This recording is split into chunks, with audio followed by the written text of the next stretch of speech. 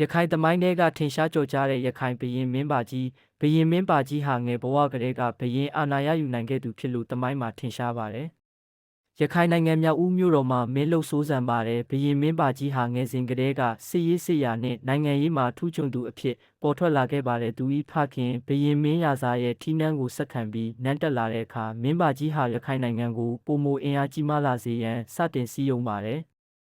သူ၏စစ်ရေးကျွမ်းကျင်မှုနှင့်မဟာဗျူဟာများကိုအသုံးပြုပြီးတော့အနီးပတ်ဝန်းကျင်မှာရှိတဲ့နယ်မြေများကိုတိုက်ခိုက်သိမ်းပိုက်ခဲ့ပါတယ်။မင်းပါကြီးဟာရခိုင်နိုင်ငံကိုအင်အားကြီးမားတဲ့နိုင်ငံတစ်ခုအဖြစ်တည်ဆောက်ဖို့ရည်မှန်းခဲ့ပါတယ်။ဘုရင်မင်းပါကြီးဟာစစ်တပ်ကြီးများကိုဖွဲ့စည်းပြီးအနောက်ဘက်မှရှိတဲ့ဘင်္ဂလားဒေ့ရှ်နှင့်အရှေ့ဘက်မှရှိတဲ့မြန်မာနိုင်ငံအထိနယ်မြေများကိုတိုက်ခိုက်သိမ်းပိုက်ခဲ့ပါတယ်။သူရဲ့စစ်စင်ရေးများမှာရေတပ်အင်အားကိုအဓိကထားအသုံးပြုခဲ့ပြီးဘင်္ဂလားပင်လယ်အော်တစ်ဝိုက်မှာရခိုင်တို့၏ဩဇာလွှမ်းမိုးမှုကိုပြန့်နှံ့စေခဲ့ပါတယ်။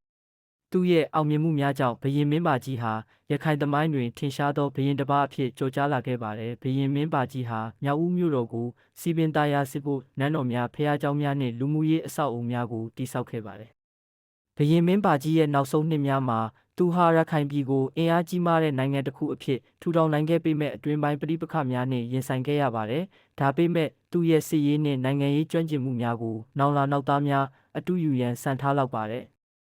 ဘုရင်မင်းပါကြီးရဲ့အမွေနှစ်ဟာရခိုင်ပြည်ရဲ့ဂုဏ်သိက္ခာကိုမြင့်တင်ပေးခဲ့ပါတယ်။သူအုပ်စိုးမှုကာလဟာရခိုင်သမိုင်းမှာရွှေရောင်ခေတ်တစ်ခုအဖြစ်မှတ်တမ်းတင်ခြင်းခံခဲ့ရတယ်။ဘုရင်မင်းပါကြီးရဲ့ဇလန်းဟာရခိုင်ပြည်၏ဂုဏ်ရောင်ကိုထွန်းလင်းစေခဲ့ရုံမကသူရဲ့အောင်မြင်မှုများနှင့်စွန့်စားမှုများကိုနှစ်ပေါင်းများစွာပြောဆိုကြလောက်တဲ့အထိရာဇဝင်တွင်နဲ့ဇလန်းတစ်ပုဒ်ဖြစ်ပါကြောင်းတင်ပြအပ်ပါတယ်။